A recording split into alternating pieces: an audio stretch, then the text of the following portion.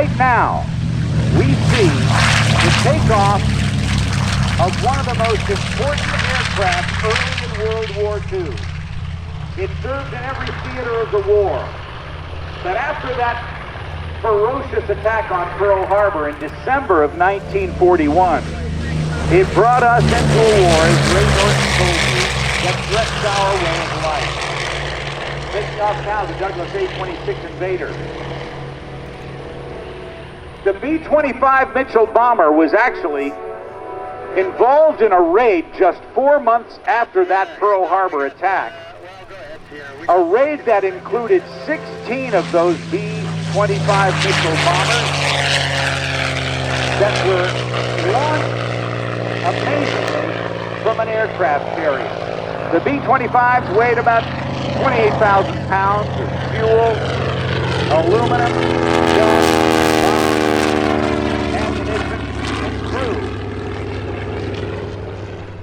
And they were normally accustomed to taking off in about a half a mile. But on that Doolittle raid on April 18th of 1942, the B-25 took off in as little as 467 feet.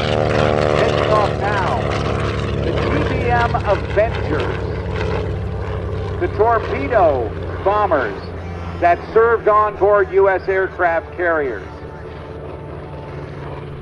Making its turn out after a short takeoff is the F8F Bearcat, S Hornet, to bomb targets in Tokyo, Osaka, Nagoya, Kobe, and Yokohama, popping up from 50 feet above the ocean to 1,500 feet, opening the bomb bay doors, and each aircraft dropping 4 500-pound bombs on those targets. Little serious damage was done on the ground, but Japan had not been attacked on its own soil in over 2,000 years, and their feeling of invincibility was shattered. It became a strategic victory for the United States. Held until the end of the war, and the loss of all 16 aircraft led Jimmy Doolittle, the architect of the raid, the leader of the raid, to think he was going to be court-martialed, but instead he was promoted in the field from lieutenant colonel to brigadier general and given the Medal of Honor. The Flying Fortress, flying over now, dropping bombs. 4 1,200 horsepower radial engines and a crew of 10 men. Along with the B-24s, they were the heavy bombers, or known as the Big Friends. The B-25, another one coming by.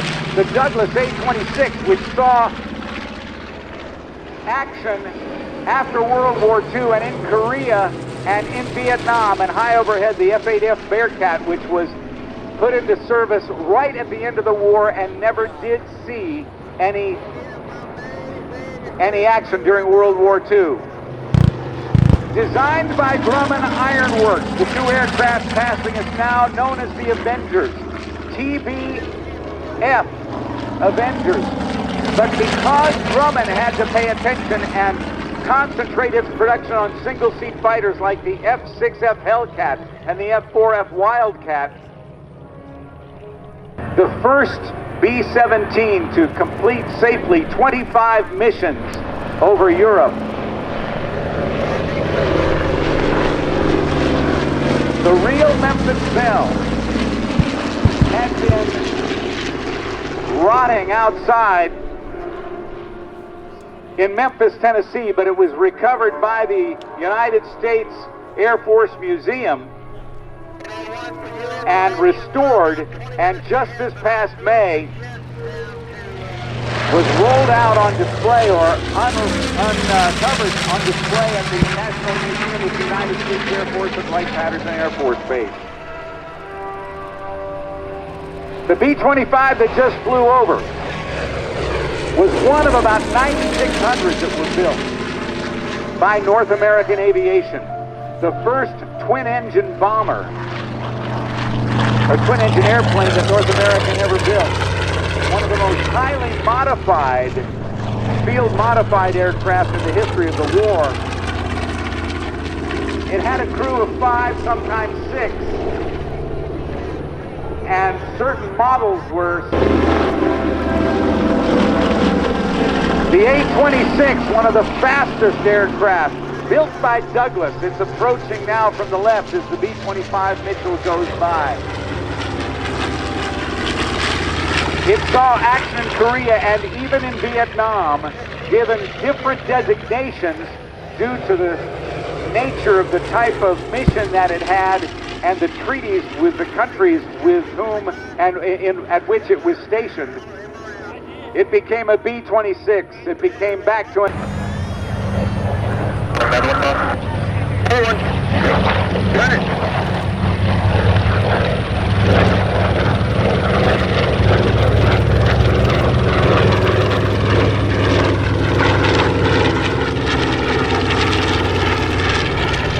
your next photo pass, go a little bit wide, and I'm going to push the wick up so you can make the pass that.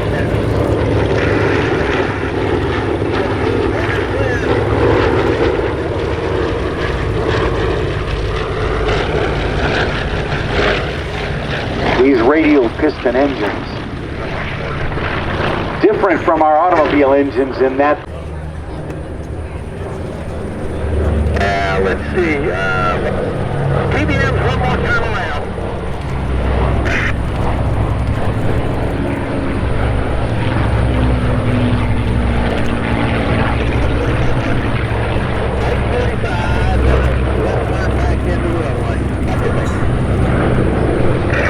The Invader this time, Bob. On a high-speed Redtail, I mean, just to bring around,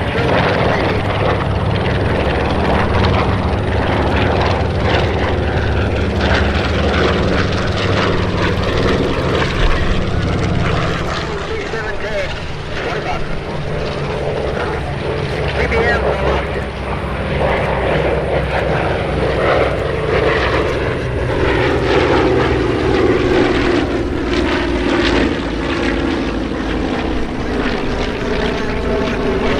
Coming back in, we've got the TBM Avengers, Navy submarine in rescue. Here come the Avengers from the left. And Avengers bomb bays and then a right racetrack. B-17 will be no factor.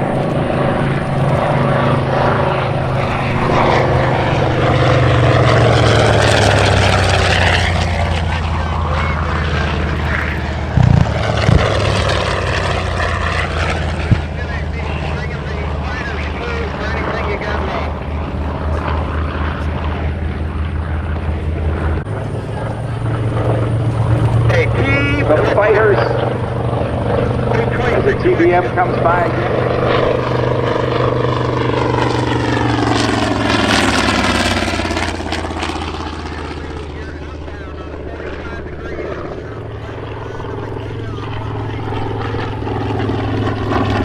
The big friend taxiing by, and here come the little friends.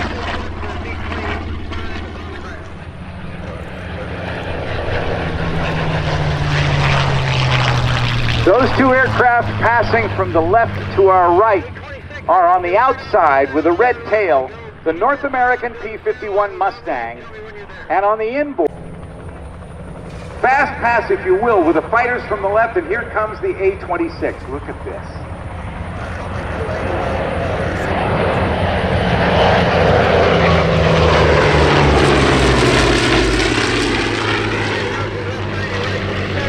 Just shy of 300 miles per hour going by there. That's cool.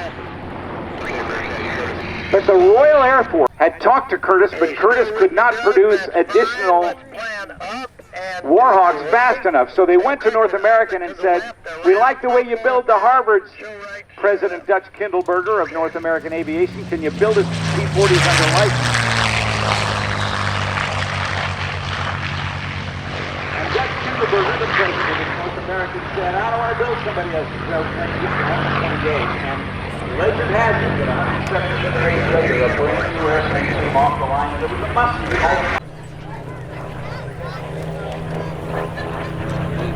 Oh, go. Which way?